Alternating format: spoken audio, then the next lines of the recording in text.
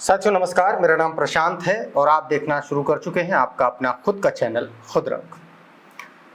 साथियों, इस देश में 47 विधानसभा की सीटों पर उपचुनाव हो रहे हैं।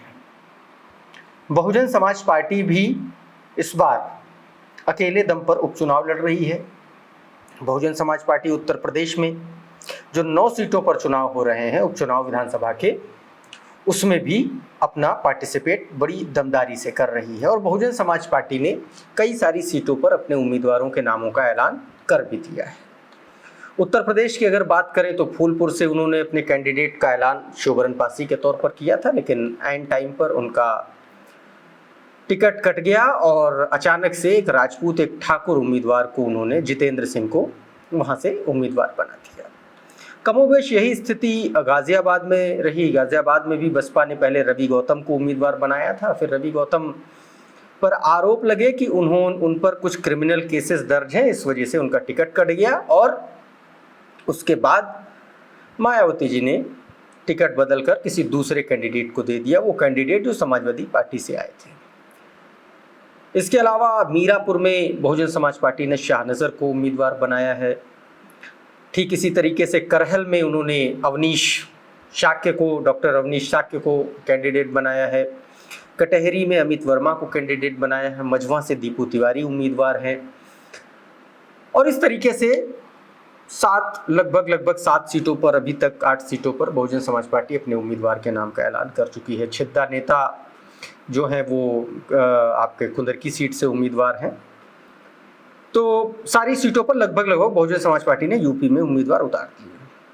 दोस्तों, बहुजन समाज पार्टी राजस्थान में और मध्य प्रदेश में चुनाव लड़ेगी। उसके अलावा बहुजन समाज पार्टी जो है वो बिहार में भी बड़ा गेम करने जा रही है। बहुजन समाज पार्टी ने बिहार में भी जो उपचुनाव हो रहा है वहां पर भी उसने अपने उम्मीदवार उतारे।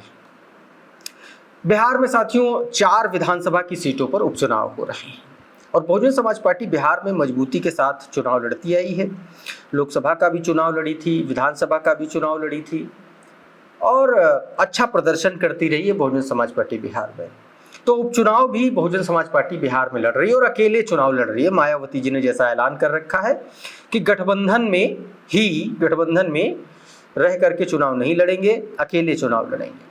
तो बहुजन समाज पार्टी अकेले चुनावी मैदान में है। 4 सीटों पर वहां पर उपचुनाव है साथियों बिहार में।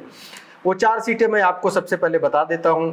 एक तो सबसे पहले जो सीट आती है साथियों वो है तरारी, रामगढ़ और बेलागंज और इमामगंज। इन 4 सीटों पर उपचुनाव होने हैं और इनमें से अगर देखेंगे तो जो 3 सीटें हैं वो महागठबंधन की हैं, यानी कि विपक्षी गठबंधन की, और 1 सीट जो है वो एनडीए गठबंधन के सहयोगी की है, राजग की।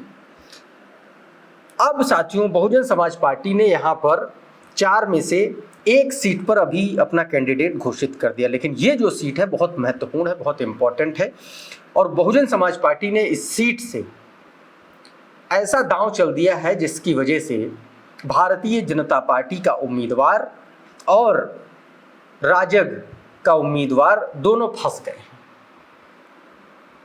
बहुजन समाज पार्टी ने इस सीट से सीधे यादव उम्मीदवार को उतार दिया, यादव कैंडिडेट को उतार दिया है। बहुजन समाज पार्टी का ये दांव बहुत महत्वपूर्ण इसलिए है क्योंकि ये जो सीट है साथियों, मैं जिस सीट की बात कर रहा हूँ उस सीट का नाम है रामगढ़। रामगढ़ सीट से बहुजन समाज पार्टी ने दोस्तों सतीश यादव को अपना उम्मीदवार बनाया है। सतीश यादव कौन है, थोड़ा सा जान लेते हैं इनकी पृष्ठभूमि। सतीश यादव साथियों राजनीतिक परिवार से ताल्लुक़ रखते हैं। इनके चाचा विधायक रहे हैं और कहा जा रहा है कि बहुजन समाज पार्टी के जो प्रदेश अध्यक्ष हैं शंकर महतो, उन्होंने ही इनके नाम की रिकमेंडेशन की थी और फिर इनको बहन कुमारी मायावती जी ने टिकट दे दिया। साथियों ये जो सीट है ये बहुजन समाज पार्टी के लिए इसके जो समीकरण हैं वो बहुत शानदार हैं। 2020 में साथियों बहुजन समाज पार्टी बहुत कम वोटों के अंतर से, मतलब आप 500 से भी कम वोटों के अंतर से ये सीट जो है हार गई थी, यानी कि जीतते रह गई थी। आरजेडी जो है इस सीट से, ये सीट आरजेडी ने 2020 में जीत ली थी और बहुत कम, बेहद कम मार्जिन से बहुजन समाज पार्टी ये सीट जो है हार गई थी। इस सीट पर साथियों भारतीय जनता पार्टी तीसरे नंबर पर गई थी 2020 के विधानसभा चुनाव में। ऐसे में ये जो सीट है ये बहुजन समाज पार्टी के लिए एक तुरुप का इक्का हो सकती है, ये सीट बहुजन समाज पार्टी निकाल सकती है। इस सीट को निकाले जाने के पीछे एक बड़ा कारण ये भी है क्योंकि यहाँ का जो समीकरण है साथियों वो सीधे सीधे आप देखेंगे तो मुस्लिम प्लस रविदास और यादव और राजपूत, इन 4 जातियों का यहाँ पर सबसे अच्छा रिप्रेजेंटेशन है, सबसे अच्छी भागीदारी है। यादव समाज इस सीट पर दूसरे नंबर पर आता है। पहले नंबर पर इस सीट पर राजपूत आते हैं और दूसरे नंबर पर यादव आते हैं और उसके बाद रविदास आते हैं, एससी आते हैं और उसके बाद मुस्लिम मतदाता आते हैं। बहुजन समाज पार्टी ने यहाँ से यादव उम्मीदवार को उतार करके सीधे सीधे यादव और एससी का कॉम्बिनेशन बनाने की कोशिश की है, उसका समीकरण बनाने की कोशिश की है और कमोवेश इसी समीकरण के आसरे 2020 का विधानसभा चुनाव बहुत कम मार्जिन से बहुजन समाज पार्टी चूक गई थी। लेकिन इस बार वो चूकना नहीं चाहती और इसीलिए पूर्व विधायक के भतीजे को यहाँ पर सतीश कुमार को टिकट दिया गया है साथियों। दूसरी तरफ इस सीट पर जो बाकी के जो दोनों दल हैं यानी कि एनडीए की तरफ से भारतीय जनता पार्टी के जो उम्मीदवार हैं और महागठबंधन की तरफ से जो आरजेडी के उम्मीदवार हैं, वो दोनों ही उम्मीदवार ठाकुर बिरादरी से आते हैं। आरजेडी से अजीत कुमार सिंह उम्मीदवार हैं और बीजेपी से अशोक कुमार सिंह उम्मीदवार हैं। इस सीट पर साथियों मायावती जी ने बीच का रास्ता चला है, राजपूत सबसे ज्यादा इस सीट पर है और इसीलिए दोनों ही पार्टियों ने, बीजेपी और आरजेडी दोनों ने राजपूत कैंडिडेट पर दांव लगाया है।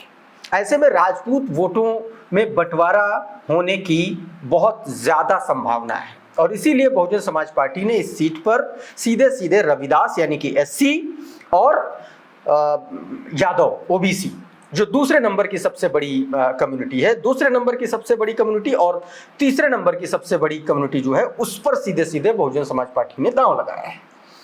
साथियों ये जो अजीत कुमार सिंह है ये आरजेडी के जो प्रदेश अध्यक्ष हैं जगदानंद सिंह, उनके छोटे बेटे हैं और इस सीट से उनके बड़े बेटे जो थे वो पहले विधायक थे, उन्होंने ये सीट छोड़ी और उसके बाद वो बक्सर से सांसद चुने गए, सुधाकर सिंह।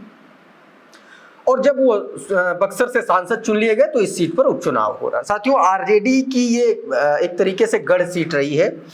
पिछले 5 बार से, यहाँ पर 6 बार से सीधे सीधे सुधाकर सिंह ही विधायक चुने जाते रहे हैं। तो आरजेडी के लिए ये ठीक ठाक सीट है, लेकिन 2020 के विधानसभा चुनाव में यहाँ से बसपा ने बहुत जोरदार टक्कर आरजेडी को दी थी। ऐसे में एक बार फिर से बहुजन समाज पार्टी के पास एक बड़ा मौका है इस सीट से जीत दर्ज करने का। देखना होगा सतीश यादव बहुजन समाज पार्टी के टिकट पर इस बार क्या कमाल दिखा पाते हैं। दोस्तों अभी के इस वीडियो में फिलहाल इतना ही। हमारा ये वीडियो आपको कैसा लगा आप हमें कमेंट बॉक्स में ज़रूर बताइए। अगर ये वीडियो आपको अच्छा लगा, पसंद आया तो इसको लाइक कर दीजिए, इसको शेयर कर दीजिए। चैनल पर अगर नए आए हैं तो चैनल को सब्सक्राइब कर लीजिए, बेल आइकन ज़रूर दबा दीजिए ताकि इसी तरीके के तमाम वीडियोज़ आपको सबसे पहले मिलते रहे। साथियों बहुत बहुत शुक्रिया, बहुत बहुत धन्यवाद। आप जुड़े रहिए खुदरंग के साथ। नमस्कार।